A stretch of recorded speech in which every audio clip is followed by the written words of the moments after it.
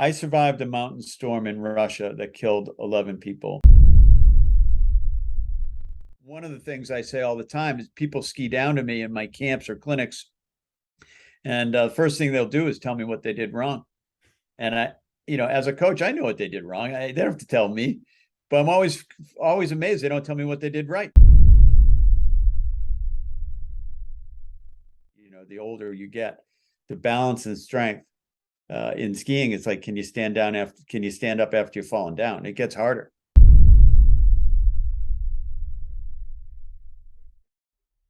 Hi, this is Sifu Slim, author of The Aging Athlete. In this book, you're going to get to hear about two different groups of former high-performance athletes. One group, which is made up of 90% of the former athletes, does not do physical activity on a regular basis and tends to suffer the consequences of a sedentary lifestyle. The other group, which is made up of 10% of the former athletes, is doing physical activity on a regular basis and tends to thrive through the aging process, or at least has a better chance at coping with the aging process. We could have taken these folks to a lab and done all kinds of tests on them. Instead, we slowed them down and sat them down and asked them, in their own words, to describe why they are wired the way they are, so that we, all former athletes and non-athletes, can use some of their inspirational and motivational and mindset lessons in our own lives. I hope you pick up a copy today. You can go to theagingathlete.com.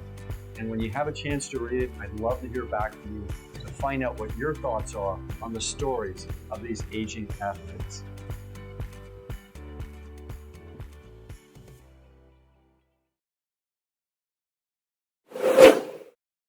Hi there, I'm Sifu Slim, and I'm coming to you live from Santa Barbara, California. And it's a gorgeous day. I was in the ocean this morning. There was a sea lion greeting me, and the water is 69 degrees, which is incredibly warm for Santa Barbara. It's been the coldest summer of Pacific Ocean water that many of my friends who've been in all their lives can remember. So finally, we've got a little taste of the tropics. I'm here across the United States with Dan Egan, who's got a very diverse background, but much of it is in training and touring people in the ski world. And I wanted to ask Dan to introduce himself and tell us about some of the many hats that he's worn over the past 10 to 20 years. Yeah, how you doing today, Sifu? Great to see you. Awesome, Dan. Yeah, and wow, you've already been in the Pacific. I love the Pacific Ocean because yeah, it's a rough ocean, it's always got some personality to it. And my background is grew up skiing. I grew up just outside the city of Boston in a big family, and we learned to ski. My mom needed a day off, so she got all the kids joined up for a ski club in the 70s, and she even signed my dad up for the club, so she'd have Saturdays off, and shipped us all up north, and it was a lot of fun. My early memories of skiing with my family are amazing. And then in the 80s, with my older brother John, we started skiing for Warren Miller Films and traveled all over the world with Warren Miller making ski movies. And it was pretty amazing that two kids really from the city got that opportunity to make that happen. And we were known for skiing the most remote regions of the world. We went to Turkey and Yugoslavia, the Arctic, Russia, all over the world to sort of bring skiing and learn about and the study of mountain cultures in different locations. Fantastic. What town do you tell people that you're from? Well, we're from Milton, Massachusetts. We're originally from West Roxbury, right in Boston, and then moved to Milton. So I'm going to put that down on my lovely handy dandy card so I can remember and remind people. I guess the idea of having roots, and you started out the conversation talking about the roots of family and where you grew up and what this opportunity was that presented itself to you. Some people have to wait until they're 80 before they get the coolest opportunity that's ever arrived. And I'm glad you mentioned the 70s.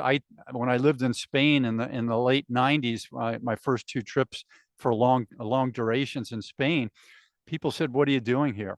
And I said, I was looking for the 70s and I thought I might find it in Spain in the late 90s.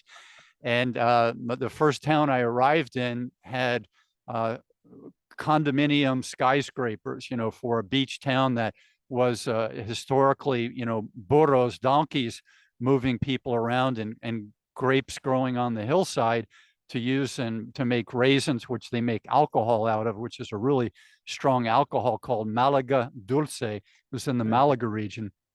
So I didn't quite find the 70s, and in the late 90s, I found kind of the mid 80s of America. Then I moved to another town about 3 months later where they did have the burros moving people and farm equipment around. And I felt like I moved back into the 1930s. So the 70s was still eluding me. What is your advice for someone seeking the 70s in 2022? Well, that's it. I think when it comes down to lifestyle, and we're seeking, I think people are seekers by nature, and people are seeking different things. And I think one of the elusive decades is definitely the 70s, because not many people can remember it, what it was really like. So it's funny, in my new book, my newest book, 30 Years in a White Haze, my older brother, John, who I skied with, is 6 years older than me. So, he is a 70s child, graduated high school in the mid 70s. And, I graduated high school in the early 80s. So, when you compare those two, decades and generations, they're different. And when you look at John and I think you see that difference. And, in the 80s, we really don't have a lot to claim as far as music and culture, because we were kind of emerging into something new. I think the 70s represent, what was left over from the 60s. And that's sometimes, the problem people have is they're stuck in what could have been, or what would have been, or what never would be. And when you start talking about, searching for something, I think ultimately what we're searching for is belonging. And that's what I've found, whether sailing or skiing or bike riding or swimming, these different cultures and these activities, there's a belonging, there's a language, there's a slang. And in that belonging, when you start to belong, you learn to be a local, the secret haunts of the place, those sort of things. Then there's a becoming, right? So that's kind of fun. And you become something. So, I don't think we can ever become what was. We're always becoming what's new. Yeah, I'm with you on that. That's a great way, to remember some of the things the gurus and the swamis are telling us. Where do you live? Wherever you are, that's where you live, right? Yeah. I'm a guru type person. Sifu is, the father, teacher, master in Cantonese. The Bruce Lee he did speak Cantonese as opposed to Mandarin, which would be Shifu. And what I tell people is, if you don't take care of your body, so I talk, of course, about mind, body, spirit, karma, and many other things, but body seems to be something that's been overlooked in the modern era, whereas our great grandparents were forced to use their bodies every day. And many of our parents, and if our brothers in contracting or what have you, they're using their body every day and many hours per day. So I say to people, my little line for them to remember is, if you don't take care of your body, where are you going to live? Yeah. Yeah. No doubt.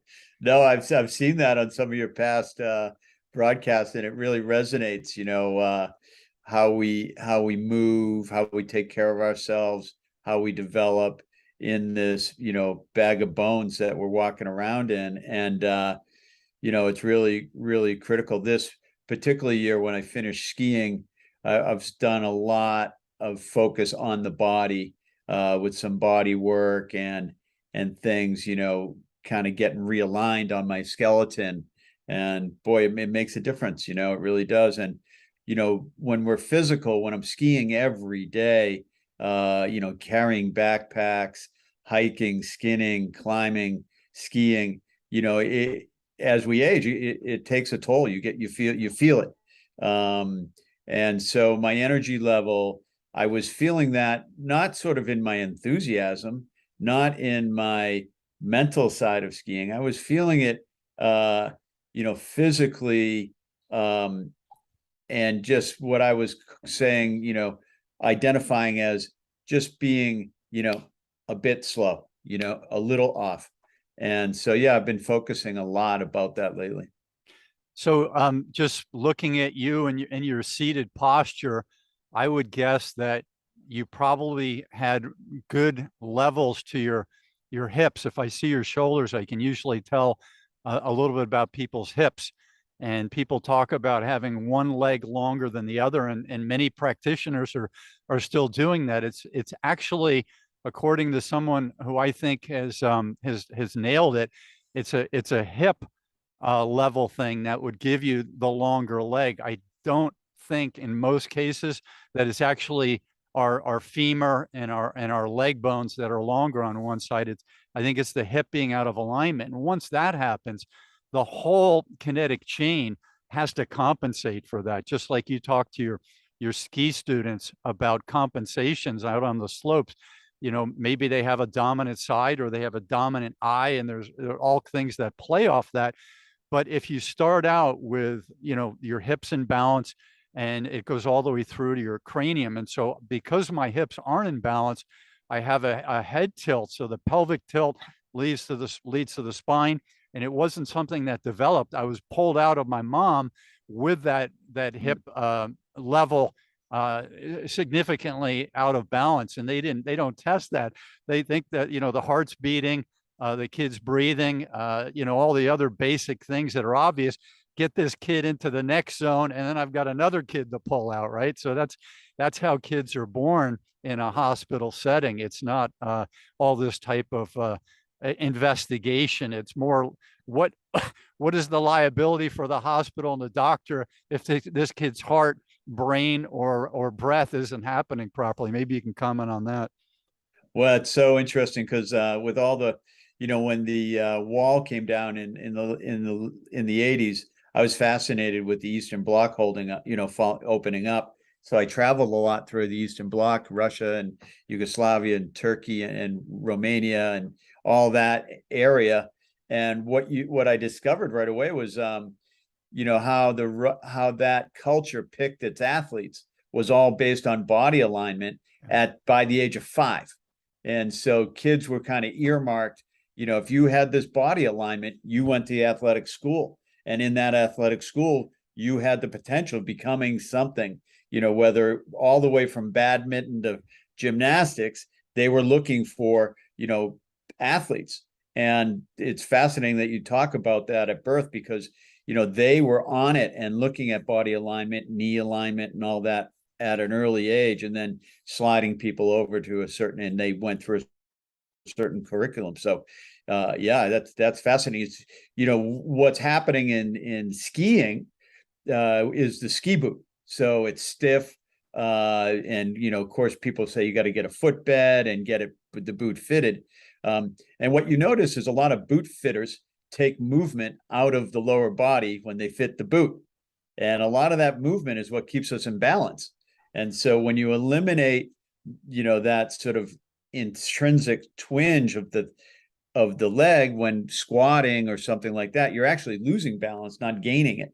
Your foot might be comfortable, but you didn't gain any balance. So I always find it, one of the things I teach is we ski with our boots, I can't say unbuckled anymore, but we ski with them really loose, and give people the opportunity to feel in their boot what's going on with their body. That's fascinating. So I've got a ton of things based on what you just said I want to tap into. But first, I want to ask you the genesis of your learning curve on the Soviets and the former Soviet bloc countries looking at body alignment. Can you tell me what the impetus was to allow you to even learn about that? How did that whole conversation or your reading of it begin, and how did that happen?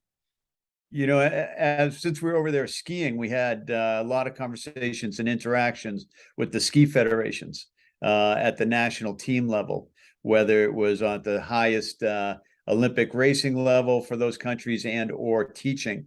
And when you spoke to these individuals, how did they get there? They started to tell you, well, I was in the athletic school. well, how'd you get chosen for the athletic school? Well, they lined us up and looked at our alignment and kind of divided us up. And once so you'd go to like a après party, you get invited to somebody's house, and they were, an achieved skier, but their friends were like world champion badminton, world champion judo. Like, they were related and friends with all these other athletes because that's who they grew up with. That's fascinating. So you're talking in the 80s, late 80s and 90s to these individuals. So were they your age, and what year would they have been born? Maybe fill me in on those, Dan. Yeah, they were really like late 60, early 70 babies. Mm-hmm. And in their late teens at that time. I was in my early 20s. Yeah. Okay, so when you met them, they were in late teens. So that means somewhere in the mid to late 70s, or maybe even early 70s, they were chosen based on that postural alignment, is what you're suggesting. Yeah. Yeah. Okay, that's fascinating, because that makes complete sense to me. When I look at John McEnroe, I've been following him. So probably the three people who are athletes I followed the most closely, who had really long runs of being an athlete, are Muhammad Ali, Michael Jackson, and John McEnroe. And when I watched McEnroe, I met him in 1981. I was a ball boy at the French Open, and I got to see him, for 3 hours at a time or more, very closely, standing there. But he's about 3 years older than I am, and he's from the New York area. I'm from New Jersey, so I had some, past knowledge of him and some connection to him, and even his personality. Being from the New York hustle city, I had glimpses of that because my dad was a Wall Street stockbroker, so I knew about keeping up your guard, not allowing people push you around. All those things that McEnroe knew, I could relate to. I'm a little bit different personality than his, but I watched his posture, and he's got a short upper body, complete opposite from me. I'm medium lower body length and very tall upper body length, so completely different. And he's a short upper body. His arms aren't very long, but his balance and his posture is very easy to move around the court. And he knew that intuitively growing up, and he could always use that for his position. So his posture, as much as his hand-eye coordination and his will to win and all the other things that made him perhaps the greatest, if you count doubles and singles, he's got the most wins of any male since the pro era. Before that, they were amateurs, but the pro era, he's got the most wins in singles and doubles, which you could argue per era made him, the greatest ever. And so how he did that, I think, was that. Now you fast forward to Sampras. Sampras has a really good body, very much balanced, very strong lower body. He weighs less than Roger Federer. He looks heavier, but he weighs less than Roger Federer. Federer, I think, has thicker bones and thicker somewhere else, because he's not noticeably larger, but he's 10 pounds heavier than Sampras was in his prime. But when you watch Sampras walk, he has a bounce to him, and his bounce translates into this cannon serve, his cannon overhead, his jumping overhead, which he kind of patented, and it made him this incredible springy in posture alignment guy. Maybe you can comment on that in you and in the other athletes you grew up with, and maybe some of the people you've coached or watched over the years. Well, there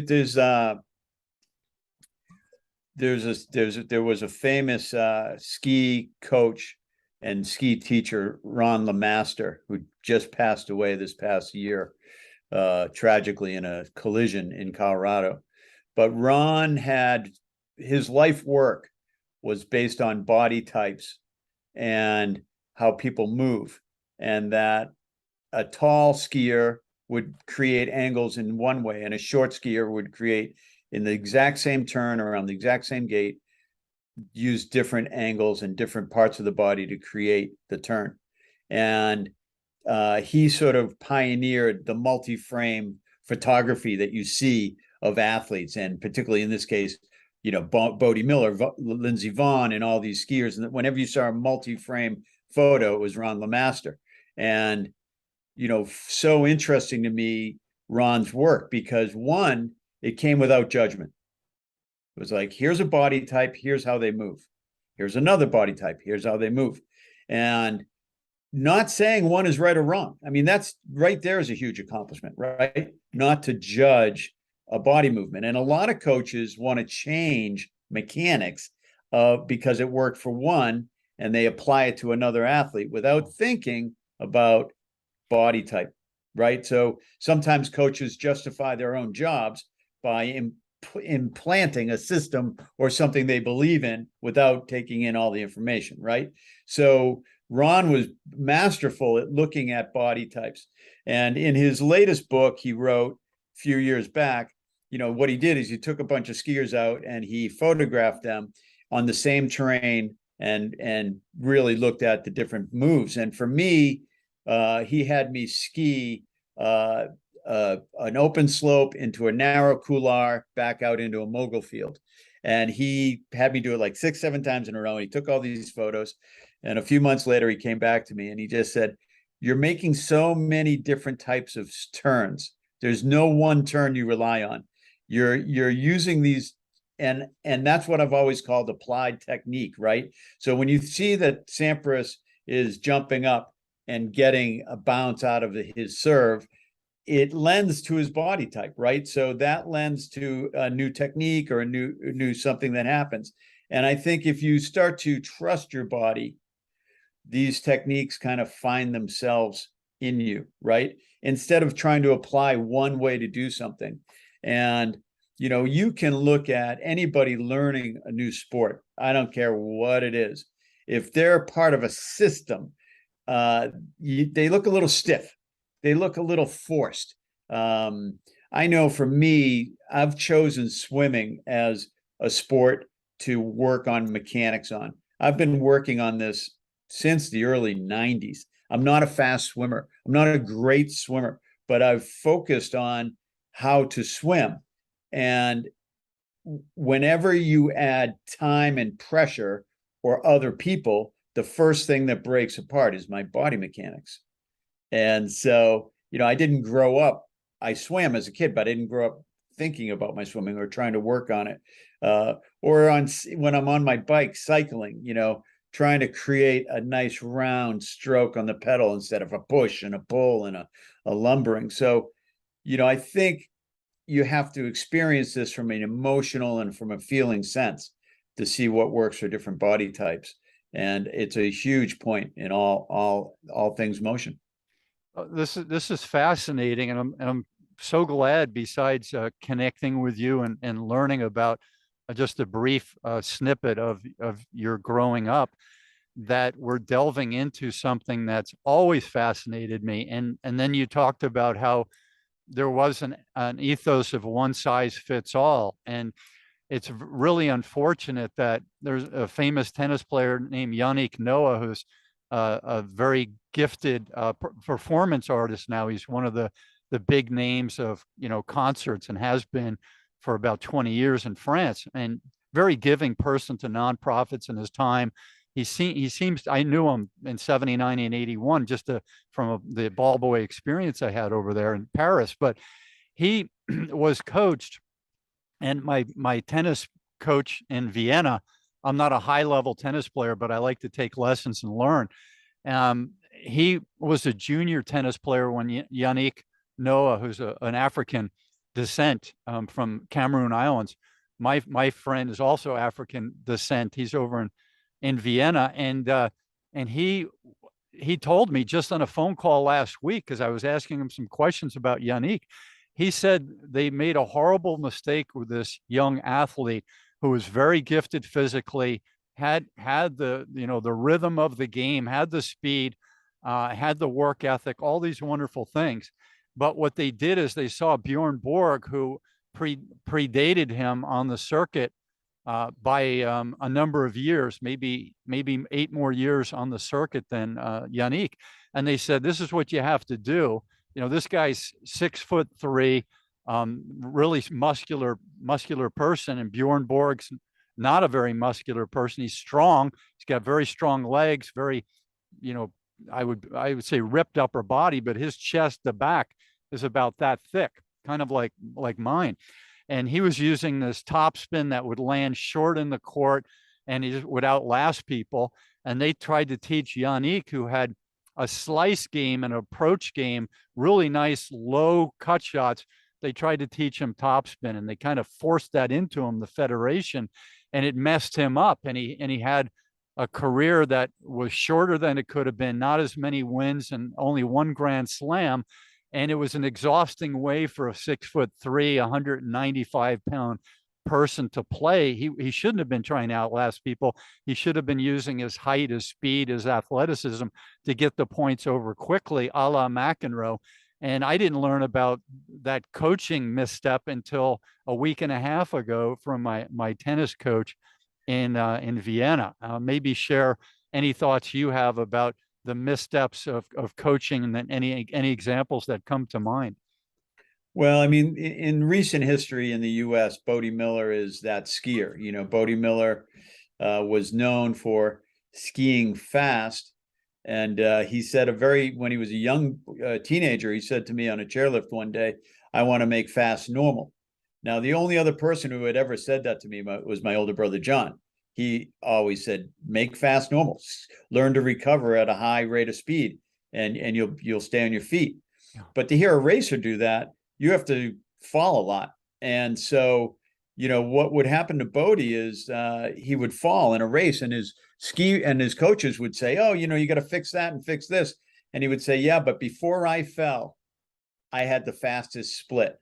Yeah. What if? Yeah. What if I recovered? What if I made it through?"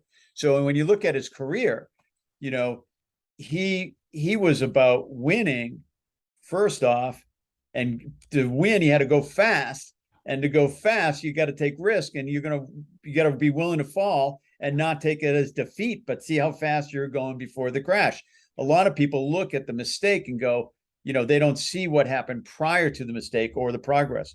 Yeah. One of the things I say all the time is people ski down to me in my camps or clinics, and the first thing they'll do is tell me what they did wrong. And I, you know, as a coach, I know what they did wrong. They don't have to tell me, but I'm always amazed they don't tell me what they did right. Wow. You know, we're so quick to hop on the negative. And so when you know, it's so interesting because I've talked to other ski racers that spoke to Bode during their career, and Bode would say, "Hey, you were winning at that split. Why did you slow down on the last third of the course?" And their answer would be, "Well, I wanted to finish." He's like, "Yeah, but you didn't want to win." You know? Yeah. And when you look at Michaela Schifrin, arguably the best skier of all time now, you know, her winning percentage is outrageous in slalom. It's in the high 90s. Yeah. She has a very unique ability to turn it on and turn it off when it's needed. So she doesn't have to come out like a bat out of hell from the start to the finish. She has a fine touch to accelerate when it matters to win the race. So she often is not winning at certain splits and then crushing in the middle of the course and carrying that to the end. So, you know, there's a way to manage that. But I think as coaches, we have to look at the athlete and say, you know, how are they judging themselves? What are they willing to push? What risks are they willing to take to achieve the end goal? Does somebody want to finish and be an also ran? Or in their heart, do they really know what it means to win? You know, as a journalist, I've covered quite a few Olympics for the Boston Globe and interviewed a lot of high-level athletes at Olympics and world championships and things like that. And my favorite question, of course, to the gold medalist is, what does it mean to you? And the standard answer is everything. Then I pause, and the follow-up is, what's everything? And they don't know. They don't know. They've only been told, if you win this, it's everything. And the best answer I've ever got was a sailor who won a gold. And she simply said, "It means I was the best that day." And there's somebody who's in the moment, understands what happened that day, and understands the future. They're going to have to keep accomplish and keep doing, keep living. That was a moment in time. And so when you talk about the athlete mindset combined with the body type, with applied technique, you start to get into the topic of peak performance. How do we do it? And, you touched on it earlier, mind, body, soul, right? And focusing on the body is one thing. A lot of athletes train like crazy. They pump iron, they work out, they're endurance athletes or powerful athletes. But sometimes the last thing they do is the mental side. Yeah. Some come in really mentally strong, and the last thing they do is technique or mechanics. So it's a balance of all three. So yeah, thanks, Dan.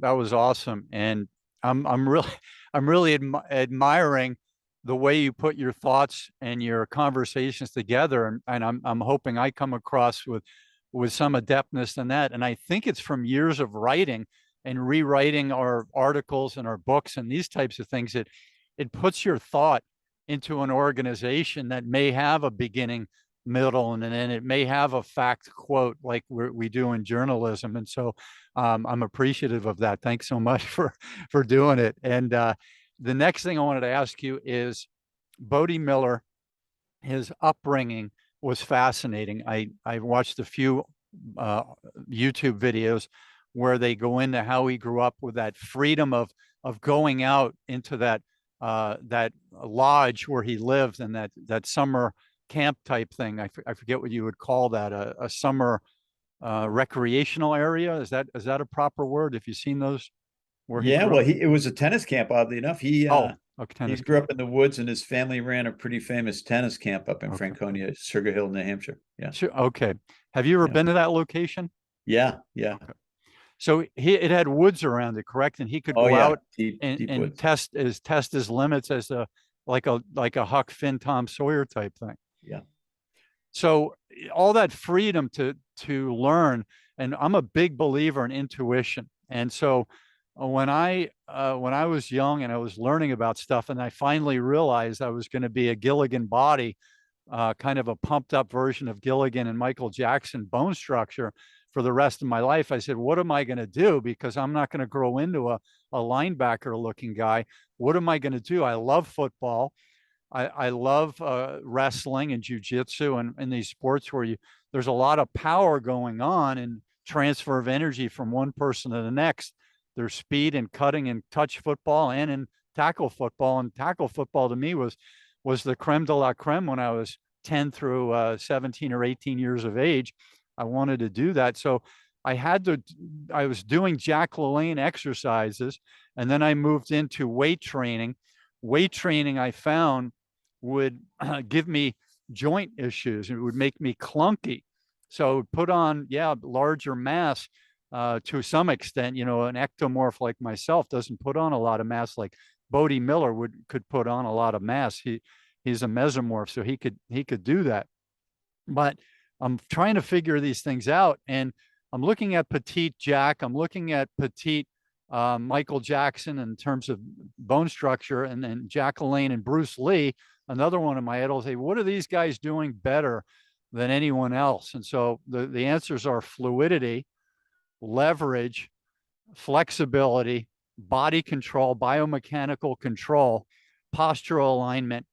There's another word I'm drawing a blank, proprioception, how our body moves through the air, how it lands, all these things. And these, Fred Astaire, you take Gene Kelly on one and a split screen, and you put Fred Astaire on the other. Fred Astaire is me, a smaller version of me, but his proprioception, his biomechanics is as close to perfection as you can find. Gene Kelly, on the other hand, larger, stronger athlete, beautiful dance ability, but the proprioception and the alignment, the postural alignment, significantly less able than Fred Astaire. And then Michael Jackson, of course, has that same Fred Astaire ability. But unfortunately, when he became sedentary, not too far from Santa Barbara, he had problems of mind, body, and spirit. And he actually had a paunch in his stomach. And I know from people who are very close to him that that's what he had. He wasn't doing his hard dancing workouts and eating properly. He was taking these drugs to wake up and drugs to go to sleep, depression medicine, back pain medicine, all this kind of stuff. And he collapsed. So maybe you can share. I'll bring that forward into skiing. Lindsay Vonn, in an interview, I heard her say she's had more stem cell work, or at the time of the interview, maybe 3 years ago, she said she's had more the saline injections or sugar injections, something therapy, proline. What's the word I'm looking for? Therapy. It's an injection of sugar into the painful area, and then there's other ones, stem cell and all these other ones. She said she's had more of those injections, as far as she knows, than anyone on the planet. Maybe talk about skiers and their rehabilitating a broken body. Well, I think, Lindsay talks about how being injured is part of the athlete experience. It's not separate from being an athlete. So you have to look at your athletic career as one that cycles through injuries. And so often, because the way it's said, in pro sports is they're on the injured reserve list, or they're out of the cycle, right? They're off the roster. So that sort of brings up this connotation of a timeout, right? But to see it not as a timeout, but as a part of the process of being an athlete, then that's important, right? Just on the recovery side. I always look on the recovery side as, time to visualize healing, time to visualize my body repairing itself, time to take, a different approach to that. And, what you notice about some, recreational athletes or people that are aging, if they get hurt, they blow their shoulder, they stop working out altogether. So it's like, oh, I'm letting this heal. No, you're letting everything else fail is what you're really doing. So, you don't have to stop one to help the other, right? You can still walk, you can still do a ton of other things to keep it going. So one, I think, is the idea of how you view the injury is a part of the process of being an athlete. And two, you have to look at, where are you sort of in the product cycle, right? Yeah. One of my mentors and fellow athletes here in the White Mountains, Dr. Dan O'Neill, who's been an orthopod at the highest level, has written a lot of books about how important it is for kids to get outside and move during recess and what's happening to kids without recess.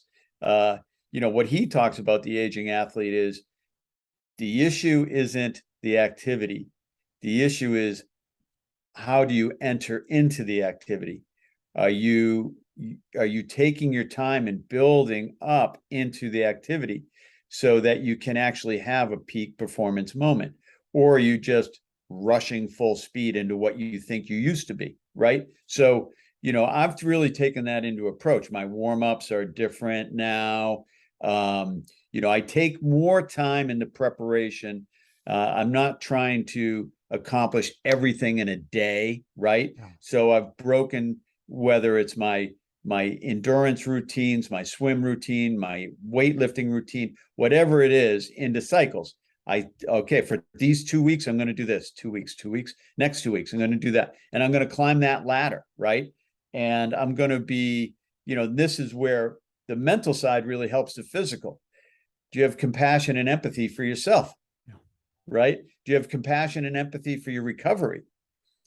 Are you coming at it from, oh, I can't believe I got hurt again, right? A negative standpoint, as to, oh, here's what I'm going to do in my recovery. What's this going to mean when I get better? So I think those are really important things to look at. In skiing, of course, we have a lot of knees. We have a lot of knee issues. If you look at the new school half pipe parks, what the kids are doing, we have arms, shoulders, backs, because of hard landings and hard maneuvers. So that you see a lot of the same types of injuries based on the discipline of the sport and what piece they're working on. And really my thing is, when you look at an athlete, one who's had injuries and one who doesn't have injuries, typically it's in preparation. And Lindsay is a fascinating one because she had such a long career, second most wins in the history of the sport, phenomenal go. a real heart of a champion. And she battled back from so many injuries that it just goes to her mindset that she was able to do that. I think the most fascinating thing in sport was the U.S. Open and Serena. That match for Serena, for me, just watching an athlete not lose. She just wasn't going to lose. And what was super interesting about that match was when they interviewed the woman who beat her, the first thing she said in her interview was, "I didn't think I could beat her." So the opponent hadn't closed the deal in her own mind. Yeah. And Serena hadn't left the opportunity of being a champion go. She was still a champion. So that was the best display of will I've seen on an athletic playing field in a very long time. Wow. Yeah, I was fascinated by that as well. And I've watched Serena's life story, her father's interviews, fascinating stuff against all odds, working a program, not going to competitions and traveling to play in tournaments, but working on skill and doing it over and over, and not interjecting into the mind of a young person losing in a competition or traveling and having to go through all the politics and the psychology and maybe even the jealousy between players. He kept that out of the program, like they were in an ashram or a Shaolin temple, even though they were in Compton, California. I was there yesterday, amazingly enough. I was going to look for the tennis courts where they played when they were growing up, but I went to a park and did a workout. My default setting is, if I haven't taken care of myself yet this morning, I don't have time yet to go get into somebody else's life. And that's that's not a selfish thing. If you are a Sifu guru, coach, whatever, in my opinion, your first priority is your own mind, body, spirit, karma, all that stuff. Because if you're grounded and balanced and happy and all those things, or at least you're working towards balance and happiness and levelness and all of that, you have the confidence, the inner complete feeling that you're doing the best you can. You don't have to overkill anything. You're balanced and you're doing the best you can. And then you can pass on the message of balance, level, sustainability, all those things that you should be passing on to the students, to the people you interact with as a whole person. And that's my goal every day, to be a whole person, and then do the best I can with the opportunities that I make or that present themselves, or the calamities that happen, do the best I can amongst all those things. Tell me if that makes sense to you, and if you adopted that, and when you adopted that, Dan. I mean, it's just so well said. It's so true. To really take care of yourself in that way is honoring you, but it's also honoring the world around you. So in it's what I find, is that is really a daily battle still to have that mindset and to succeed at that mindset. I've noticed that has been the one thing that now requires most of my energy, is to keep that in mind. Because, it's easy sometimes to talk yourself out of doing that so quick.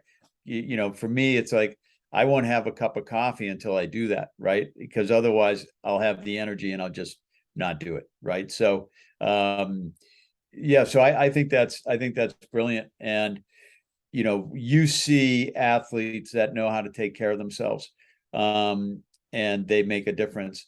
One thing we focus a lot about is fundamental belief. What is it that you think about yourself? Do you have the mindset of a Serena, that you're a winner, you're a champion, regardless of your age, and you're not going to quit? Or do you have the mindset of the player who beat her? She's a legend, I'll never beat her, right? What's the fundamental belief, and what is the anchor that's created that belief? And you hear that in athletes when you talk to them. You'll hear a fundamental belief. Athletes or people in general, to say that, one day I want to go heli skiing in Alaska. Oh, that's great. Yeah, but I could never afford it. Well, that's a fundamental belief, right? So when I hear that, of course, as a coach and a guide, I don't honor it. I just watch it go by. Rather, what I'll do is say, when you stand on top of that peak in Alaska and that heli peels away and it's just you and me standing up there, let me tell you, it's going to change your world. And so I try not to mirror negative anchors and only mirror the positive outcome. And that's a real, I think, a real art to coaching.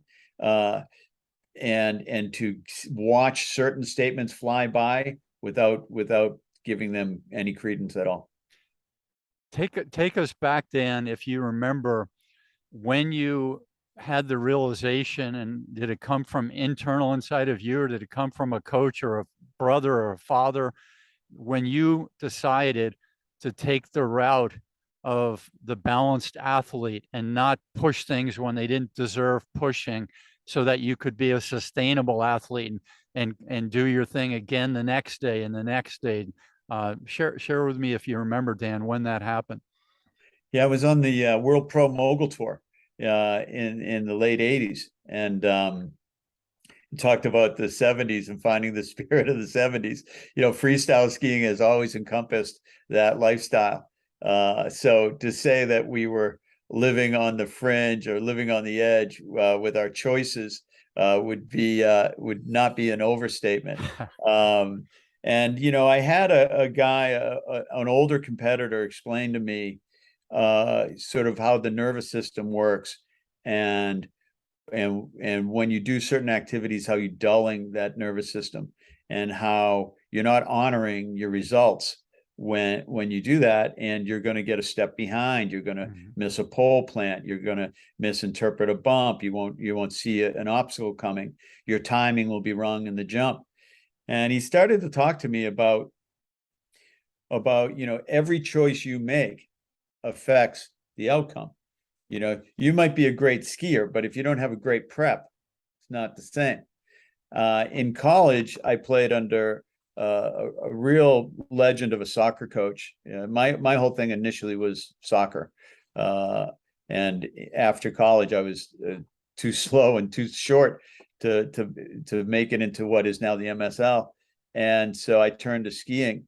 But in those development years of soccer, I had that feeling that I belonged on the field, that I was good, that I earned this right to be here in the NCAA New England finals and all those sort of things.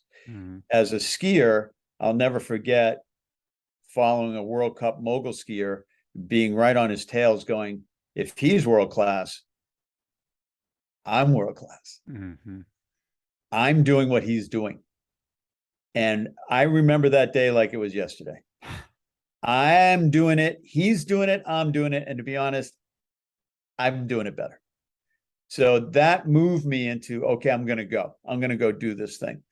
And then, I remember, in the early filming days of movies, we were shooting a film for the North Face, and it was a tryout for the extreme team.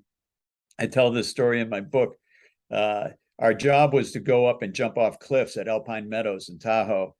And so I was riding the lift with my brother, and I said, hey, how am I doing? He goes, has anybody asked you to go home? And I said, nope. He goes, then just keep doing it. And, that idea of like, hey, you're here. You have a seat at the table.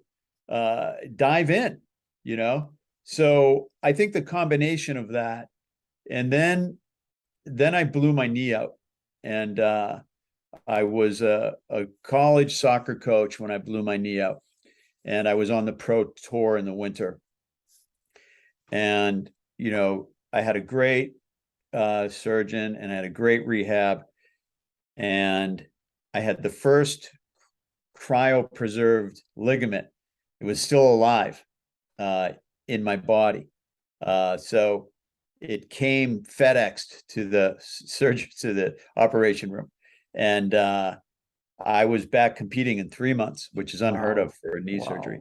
And, from that point forward, I had changed my whole approach to things to make it to all one. I changed my lifestyle. I focused on the athlete and what could be. And yeah, so I remember those things as trigger points.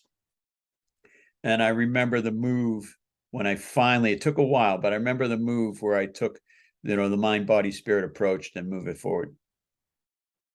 So I remembered the therapy, Dan, that Lindsay Vonn had. Prolotherapy, I believe, was one. And that's the injection of sugar, which will irritate that site and bring down, I don't know if it's cytokines, but there's something that comes in and repairs things. You know anything about that? I don't. And then she went on to talk about these things. So I've watched a good, I don't know, 15 videos about her career, her interviews, these types of things. And I've ridden on planes with people who have shared similar things and discussions. Because I'm this guy who's into wellness is my first priority. I want to be well today. My goal, I tell people every day, I want to be at feeling 100% every day. That's my goal. Mind, body, and spirit, intentions, all those things. I want to feel 100%. And when I'm not 100%, of course, I'm aware of it and I adapt. And I'll take a nap. I'll do foam, a different type of acupressure with a long stick called staff acupressure. I'll see the chiropractor. I'll whatever it takes. I'll talk to a friend if it's an emotional issue. Talk to whomever. That's my goal.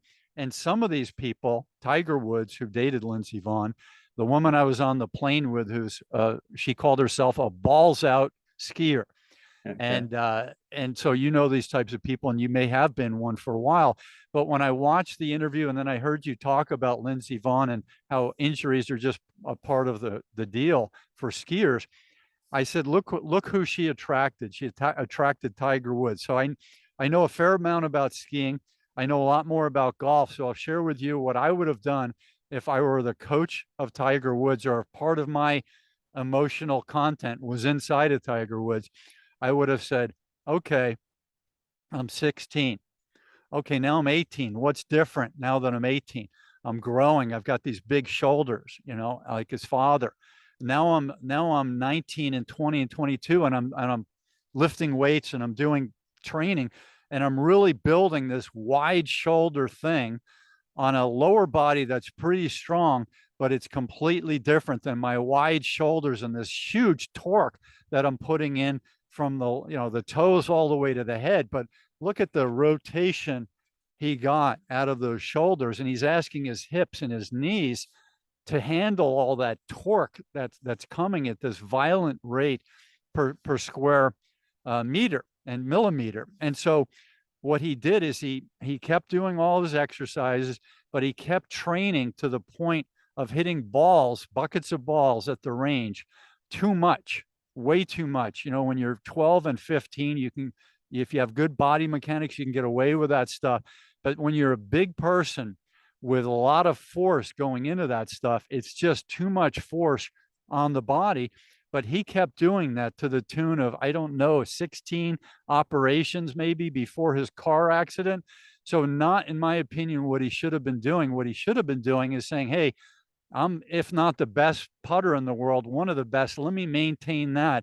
Let me maintain my chipping. Let me maintain my massages and physical therapy, relaxation, all these things that are just as important as hitting balls. Let me work on them, and let me downplay the importance of whacking a bucket or two, or I don't know how many buckets of balls that he whacked.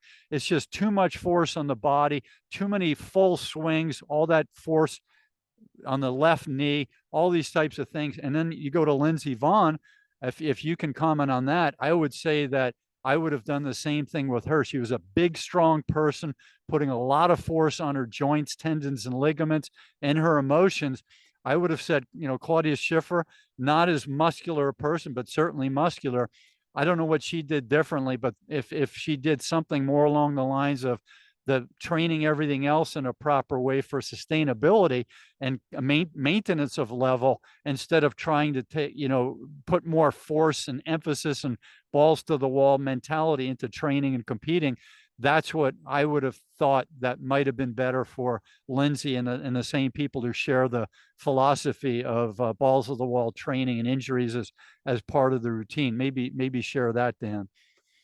Well, Lindsay did a lot to sort of channel from a strategic point of view how to win the overall season. So she would train and race in the races of the tracks where she had done well in the past and knew the point count and how that would move her forward in the overall standing. So there was a real strategic point of view on that, which was fascinating. Two, Bodie, I just heard him say this on a podcast. He walked away from the season. I forget what year it was. In the middle of the season, he kind of just came back home and told his tech, "Hey, I don't think I'm coming back to Europe." And his technician for head skis was like, "You're kidding me. You're not coming back." So he took his skis and the tech gave all his skis to Lindsay Vonn. And Lindsay started winning like crazy because Bodie's skis were built for Bodie, tweaked for Bodie. They weren't, off the rack skis, right? Bodie and Lindsay talks about this in her documentary that she skied on Bodie's skis. And she was having a lot of success on Bodie's skis. Then when you look at when Vonn's falls, how she felt, it was always the ski loading up and springing and her coming out the back. So at some point, the ski got away from her. She loaded it up properly and it exploded and it went forward. And, maybe because she wasn't the exact body type as Bodie, maybe that ski added to the injury because in those falls, she may have not been going as fast on another pair of skis. She also may not have been winning on another pair of skis. So the skis made a difference, right? Mm-hmm. So, that's interesting in these sports where you have a racket or ski adds to performance and it becomes power. Golf puts a lot of pressure on the joints. So I've always found that as a point of interest, like maybe they should have gone back to the factory and taken that ski and just tweaked it a little bit more towards Lindsay to help her out. But when you take a look at people that are, it's hard to let go. It's hard to, particularly Lindsay's career, where she was so close to overcoming Ingemar Stenmark's career wins. Yeah. And she had a goal and she had stated a goal that she was going to do that. So she had kind of backed herself into this thing where she was going to beat that. And it was hard to let go of that. And it was hard, for whatever validation she needed for herself, because the industry already knew she was the best. I don't think she needed that record to prove that, but she wanted it. That led to, I think, some extending of the career and some of the injuries when she could have maybe walked away earlier. But, it is a super interesting thing.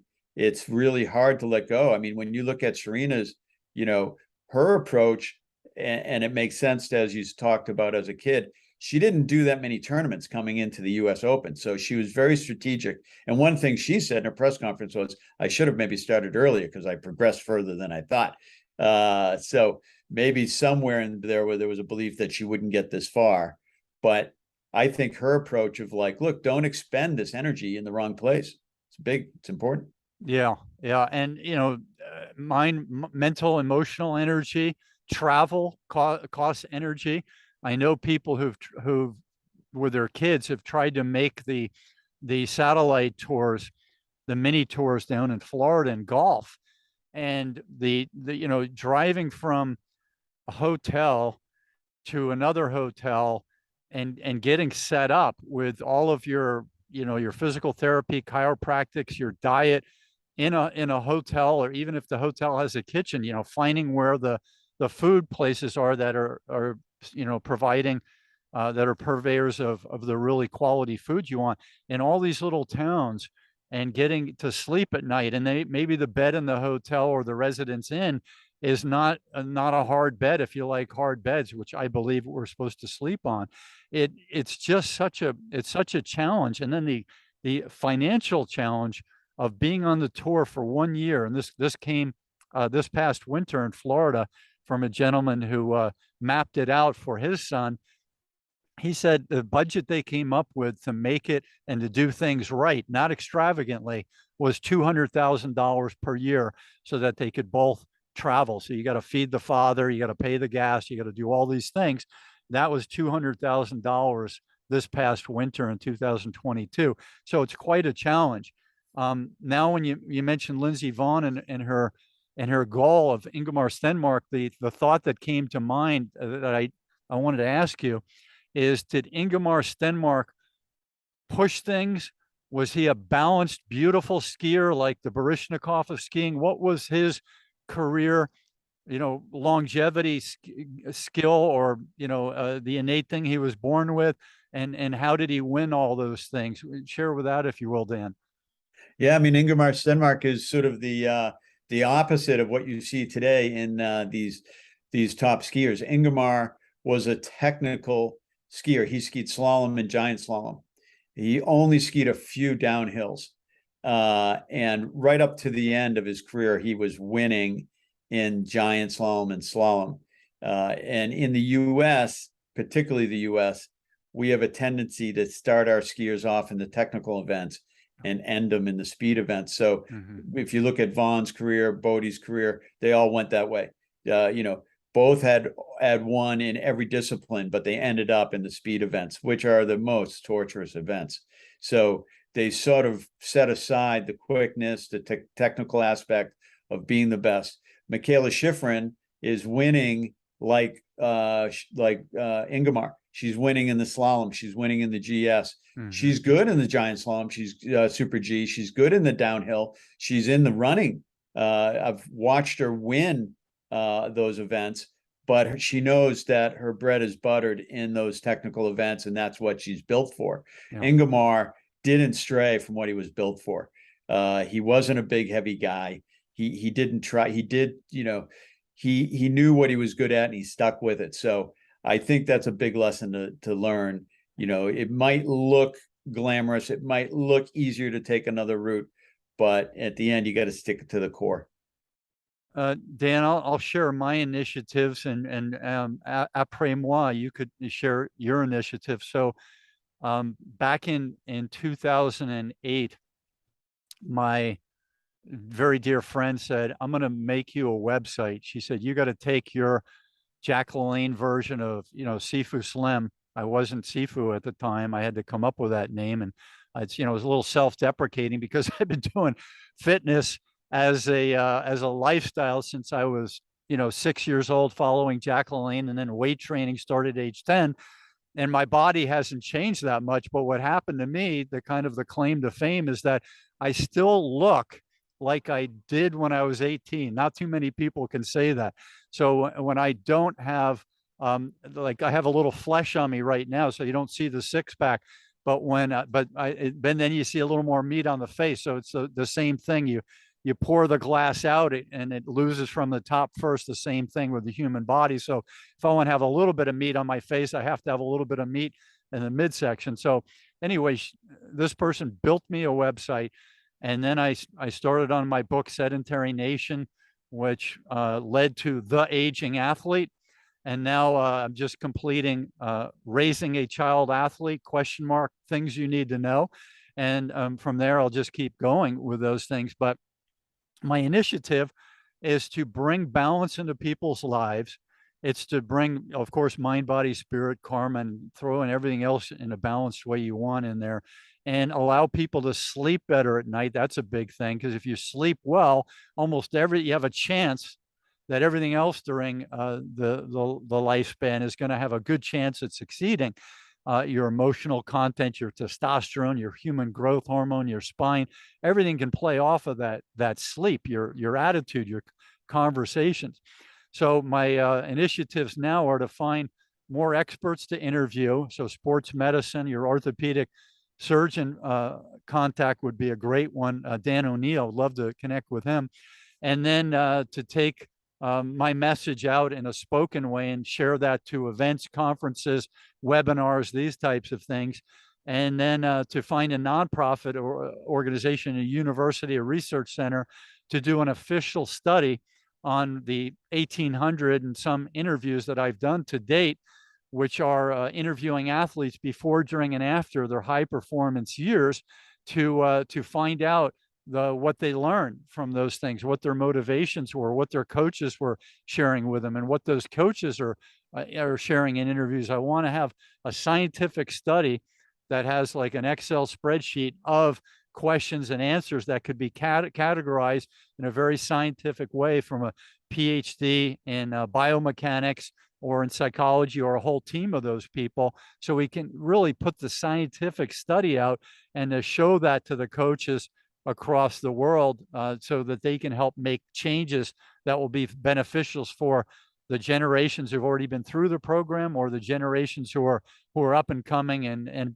competing, or just being balanced athletes. So those are some of my initiatives. They can be found on my YouTube channel, Sifu Slim, SIFU Slim, and on my website, theagingathlete.com or sifuslim.com. So Dan, if you would, take us through some of your initiatives and what you're reaching out for amongst the internet population.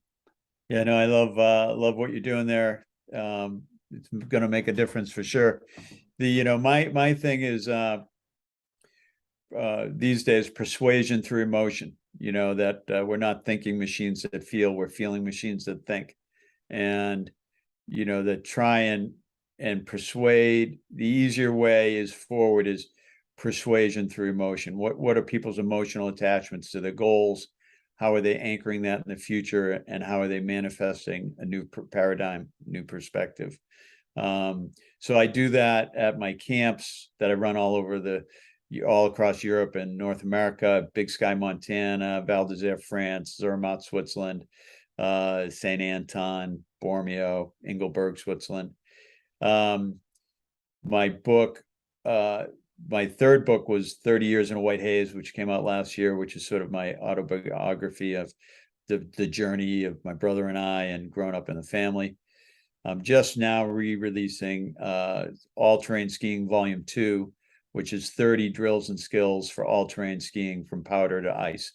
And it all deals with body mechanics, upper body. It starts with balance, upper body, power, fluidity, and agility. And some of the drills, they're fun. Some of them are silly. Some of them are, just put you in balance. And that comes with an app and a book. So you can see the whole thing. You can find that playlist on my YouTube channel. And I'm currently shooting a new film called Transforming the Beautiful Game. It's the story of Clyde Best, who's the Jackie Robinson of English soccer. Clyde was the first Black player at the first division in English soccer in the 60s. He broke the color barrier for West Ham. He scored 58 goals for West Ham. And Clyde is a Bermudian. We're telling his story. He is a legend in the UK in the football world, and he won a championship here in the States with Tampa Bay in Rowdies in 1975, and is by far one of the pioneering Black soccer players of all time. So we're shooting that film. Very excited about that. Clyde's an amazing individual who overcame so much racism and taunts, where they threw bananas on the field, chanted monkeys. He was threatened with dropping acid on his face when he came out of the tunnel of the stadium. And his quote is, "If you can't win, don't lose." And that goes to perseverance. That goes to the big picture. Clyde will tell you he just wanted to beat him with his feet, score goals. And that's what he did. So very excited about that project. And then my next project after that is called Dying to Ski. It's about all my lost friends who have died. 30 pro skiers in my skiing professional lifetime have passed away in quote unquote the Red Bull generation. And this book and film looks at sort of, sport was designed to enhance our life, not end it. And where did that go wrong? What is the interpretation of that with motocross, with BMX, with half pipe skiing, with all this idea under the word progression, that we're pushing the limits, and this sort of cliche that dying doing what you love is a good death. The book pushes back on that theory, that really living what you love is a good life. And the book is told and the film is told through the perspectives of the survivors, the wives, the girlfriends, and the kids. So it's an important book. It deals with trauma, and sort of generational trauma and how it's passed on, that we're responsible for, one, our own past trauma and healing it, and responsible for not creating more and passing it on. When you talk about, mind, body, and soul, you got to look at the generational impacts that it's had on generations have had on our lives, and how we're passing that on to future generations. So, it's one thing to say, hey, I'm living great today. I've got a clear mind. I'm taking care of my body. But have you dealt with the things in the past? And are you fixing the patterns that are going to disrupt somebody else's future? So, I think that this project really brings that all in together. At the end of the day, I'm a storyteller. And I believe that stories are the way through into transformation.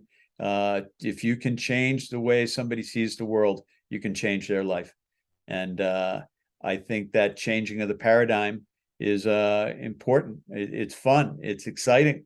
It wakes me up in the morning. And when you're involved in the process like you are, and you're working with people, and you see the light switch come on, you can't walk away from that. Wonderful, Dan. That was great summation of the initiatives you're involved in, and that sounds great. That I'm a little older than you, but that we're both people who are many of our friends are retired, and they're doing their thing, and you and I are still saying, I want to produce this, I want to get this initiative out.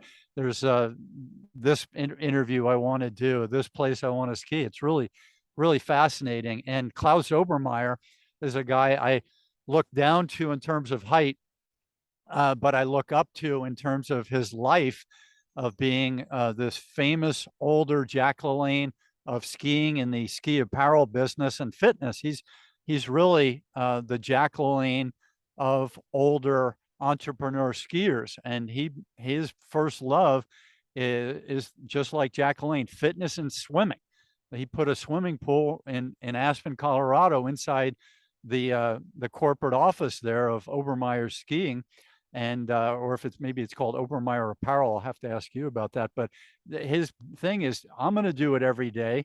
I think he's petite, maybe 5, 6, or 7, and if that. And then he wants his staff to do it. He wants his kids to do it.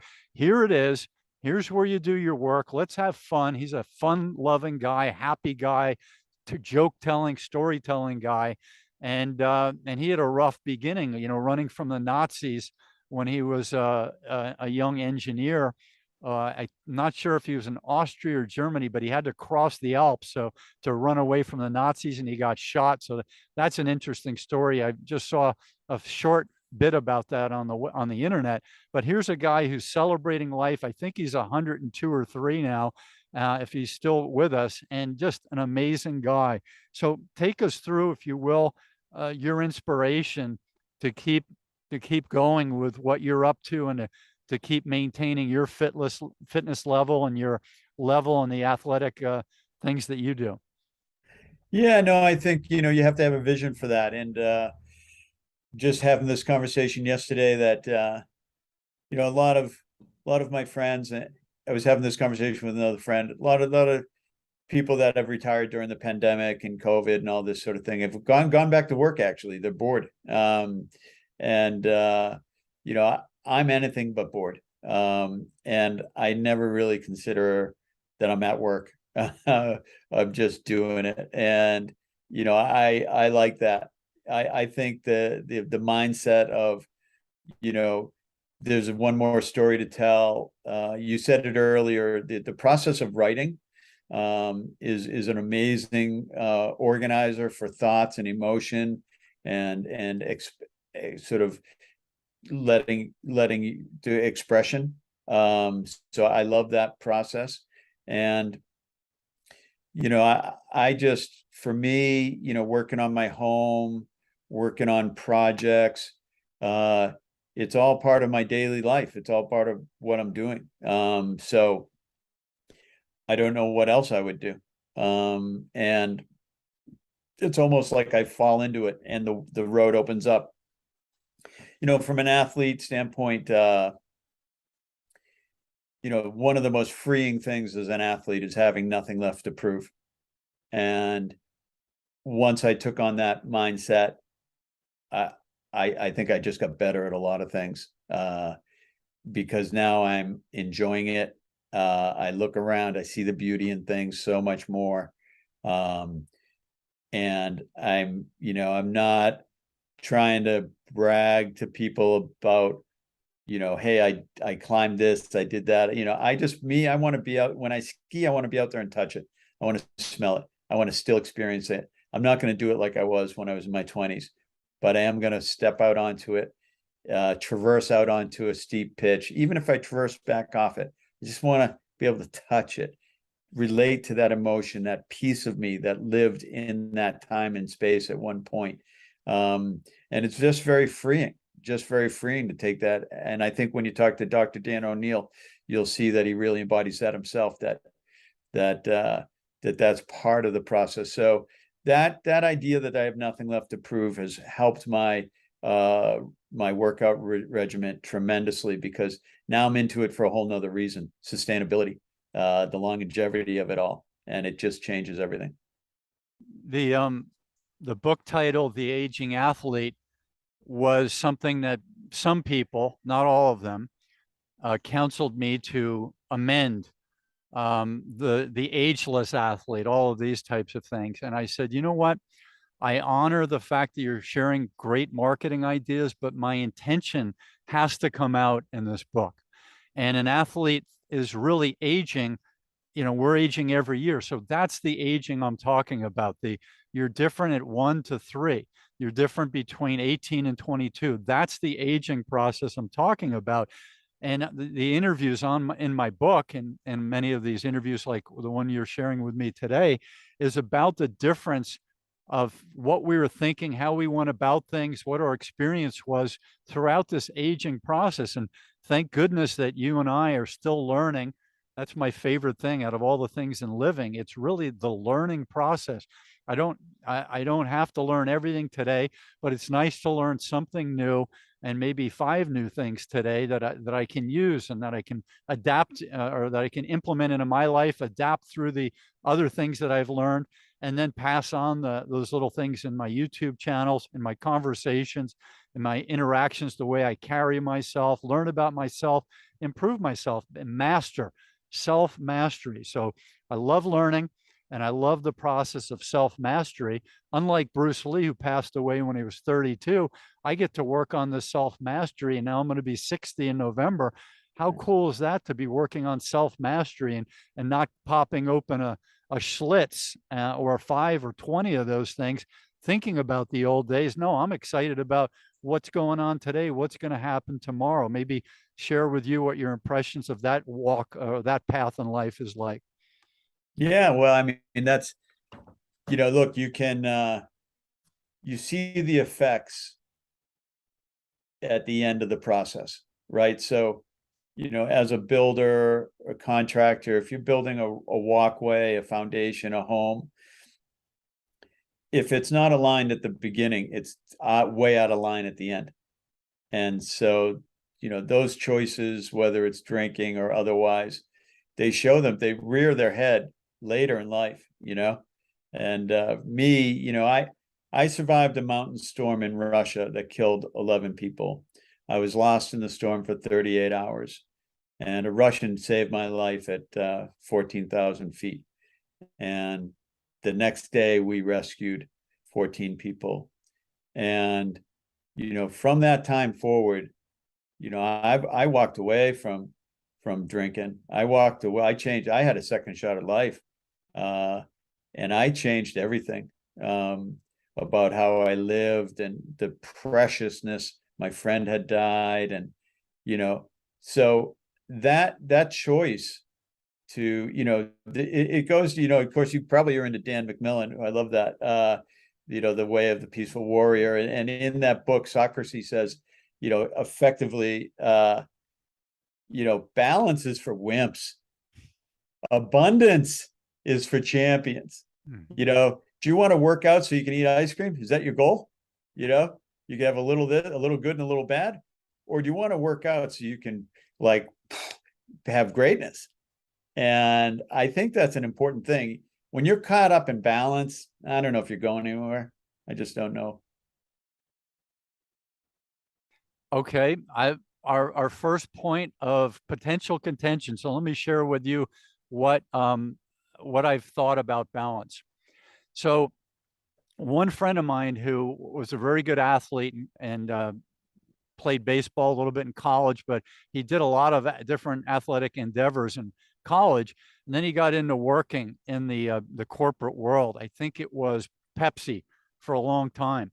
And I called him up 2015 after not having spoken with him for about 30 years.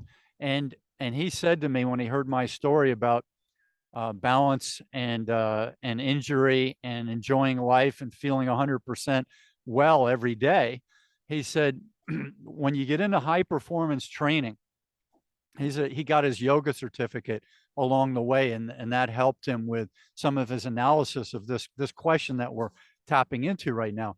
So he said the highest point of performance and training is the highest point of risk of injury, etc., which means you could die. So a cold, when you have a really bad flu, one of the reasons everybody's concerned about you is because of our grandparents' era, and even now, is you're getting closer to death than you were when you didn't have a cold. So there's a point of getting closer to death that strikes the survival worries, these sustainability worries that we can't take care of ourselves. We won't be able to provide for our kids if we're a parent, or we're going to die and our parents are going to be left without having a kid. Those types of things run into us. So then, before I learned that in 2015 in Santa Barbara, I hung out with a guy named Isaac Osborne, who's a biomechanics specialist and has been in that field in wellness his whole life. He said to him, strength is balance. So let's think about that for a minute. So if you're lifting a weight, does it help if you're this big clunky person, or do you have to be like the famous Soviet Vasily Alexeyev, he did have a huge gut, he needed the mass, but he could lift that weight over his head and not get injured and break records and not get injured because he was balanced. So those are the types of balance that I'm talking about: sustainability and balance to do an incredibly different thing. It's not about taking it easy, because what I do is really not taking it easy. I do 3 hours of physical activity. If I haven't done a long hike or a long tennis match, I've done about 3 hours every day in my 50s. And when I was in my age 12 or age 18, it could have been 5 or 7 hours of physical activity. And if I was working on the farm plus doing fitness, it could have been 10 to 15 hours today of physicality. So let me know if that taps into what you're saying and allows you to think of it possibly a little bit differently. No, I mean, that is abundance, right? What you're talking about is training for maximum. I think people often trade off negatives for positives, and that's the balance I'm talking about. So I think they're a little different. Okay. People want to feel good, but not that good. Okay. So they tend to straddle the middle of the road. And but what you just described is abundance. That's abundance. I mean, it's not that I don't eat ice cream, but when I do, I'm not doing it because I worked out. I'm doing it because I love ice cream's great. It's not. I'm not trading something for the ice cream. I'm choosing to enjoy that bit of life that is ice cream. So I think that's a mindset. And yeah, that's where I was going. So we're on the same page. It's interesting how, the title of my book, what I'm up to, of course. Obviously, somebody like him loves his sport, loves fitness, loves life. So, hitting on those sweet spots of similarities, that's where you study, that's where you live, that's where you focus, I think is always a home run. So, having to track people down for my various projects and get them to respond. We're always looking for, sort of authentic advocates of our trade, right? Yeah. People with like-mindedness, kindred spirits. And so I try and frame a lot of my writing in letters, emails, and in my books around that idea of kindredness, that we're connected, those sort of things. Fantastic. Thanks for your words of wisdom there. Do you have a few more minutes? Yeah, doing all right. Good. Okay. Yeah. So I mentioned the strength and balance is balance. Strength is balance. So here's a guy who deals with postural alignment. He can you'll come in there with your shorts on, and he'll take 5 pictures. At least this is what he did when I went in there. And then he will put that on a plumb line on his computer. So you're in a graphic, he can show your alignment, and you get it. You can obviously see that you need the curve in your neck, your shoulders come out, then you curve in, and then you go in the lower lumbar, you curve in, and then you go back out where the sits bones are. And you do this, the sits bones are down the bottom. So there's another loop, the lower lumbar out, butt out. And so he'll show you that, and he'll say, this is where I'm suggesting that you have some issues. I'll bet you have pain here, here, and here. And you'll say, yes, probably close to 100% of the time, you'll say, yes, that's where my pain is. That's where my serve is off. My golf swing is off. That's it. And then he'll say, these are the stretches. These are the exercises to support your system I want you to do. And you're going to, the prescription is to do them X amount of times every day for the rest of your life. Different than most people I've found is that when these people have told me these things, I've been the person who says yes, and I've done those exercises every day for the rest of my life. And then I've gone in for further evaluations, and then I'll have them update what I need to be doing, because sometimes by doing different hip exercises, you've changed your supportive structure, the glute medius, minimus, maximus, etc.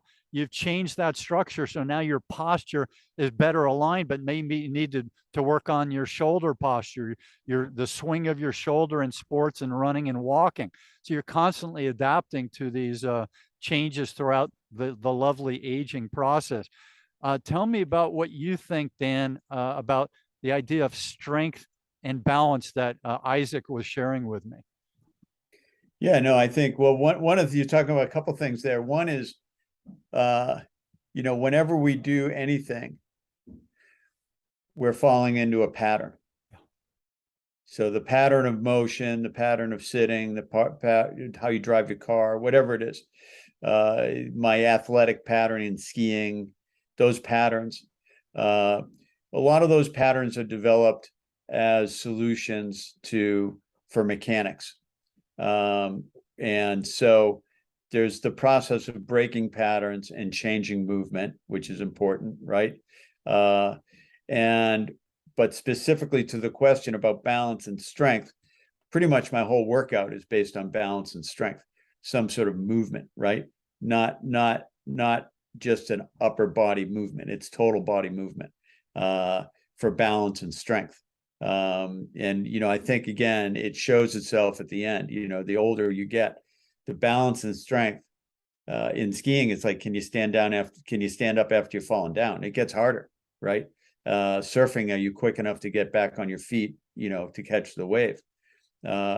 Golfing, the timing of the swing, right? Tennis, can you play the angles? So I think that's super important. So the balance and strength of simple movement patterns, they don't have to be complicated movement patterns.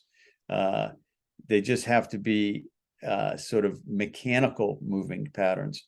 And then I think it's super important to break up those patterns. So I typically I have, sort of seasons to my workout. My spring workout is not my fall workout.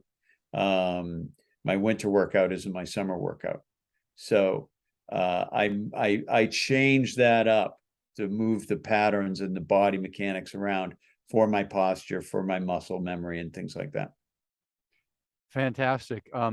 I was enamored with someone who's I would guess his whole paradigm of success was based on balance. Johnny Mosley Hmm. had the proprioception through the air at the elite level, and came up with some of his. You can name those moves for me in just a second when I pass the mic over to you. But I watched him when I didn't know about his training, and was enamored. And I watched him, win for a period of years.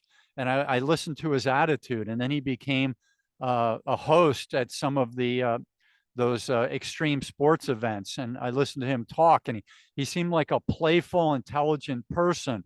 But playful, I would say, was one of his leading traits that I could see. I don't know what he's like in person. I would guess the same thing.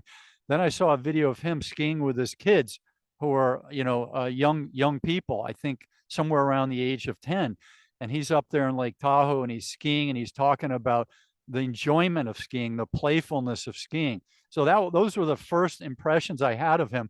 Then sometime later, which might have been about 6 years ago, I saw a few videos on his training in Marin County on the Golden, California hillside, which I'm sure you may have seen these. And he's doing the training with the quick foot movement and turns with some ski poles.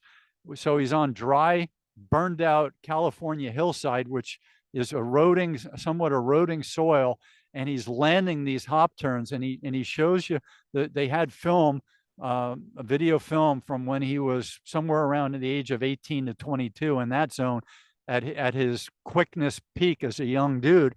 And then a few videos later, they show him in his 40s, I believe, going back and doing that training that he did. So he's a different animal, of course, at that age. He's doing it more slowly, but he's doing it with a balance, with the intention, and showing you how he does that. And I was working on that training myself in my own dysfunctional biomechanics, but with the best intentions. And I'm working that, and I'm landing it, and I'm saying, boy, wouldn't this help my skiing in general, not just in moguls? Maybe share with me the names of the moves that were pioneered by him, and some of your thoughts on Mosley and his proprioception and his training. Yeah, well, Johnny Mosley, transformed mogul skiing, and his moves were on the cutting edge at the time. And it's, sometimes to be what they say about pioneers, right, is like they're killed off. So he wins the gold in Nagano. He comes to 2002 Salt Lake City. He wants to throw his famous dinner roll.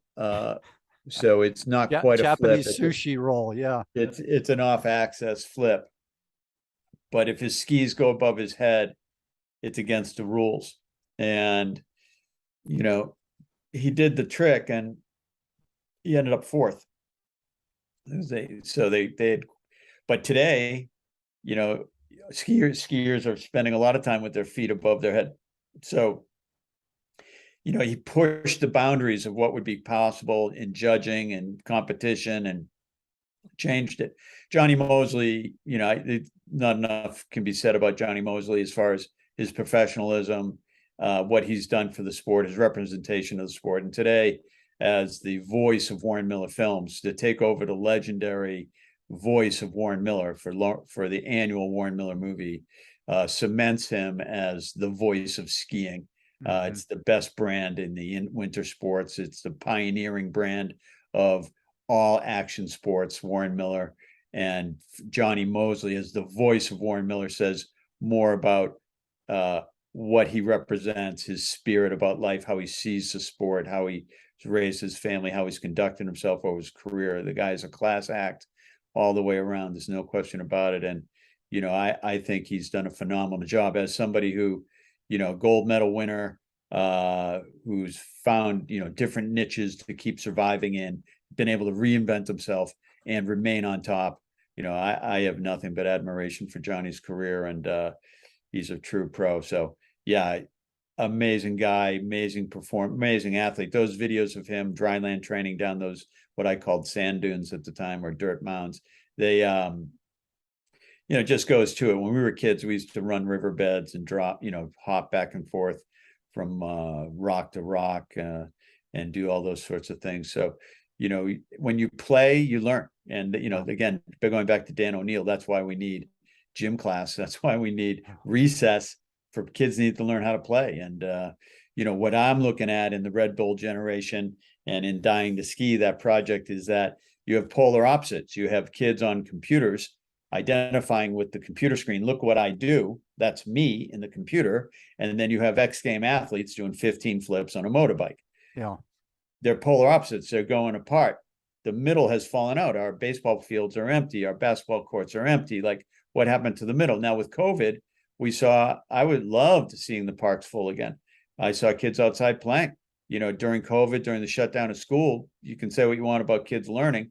I saw kids on neighborhood streets riding bikes, having fun again. Yeah. And so, that goes towards some sort of balance or lack of balance in our society. But, I think it's important to keep all that in mind. And but Mosley in general, great guy.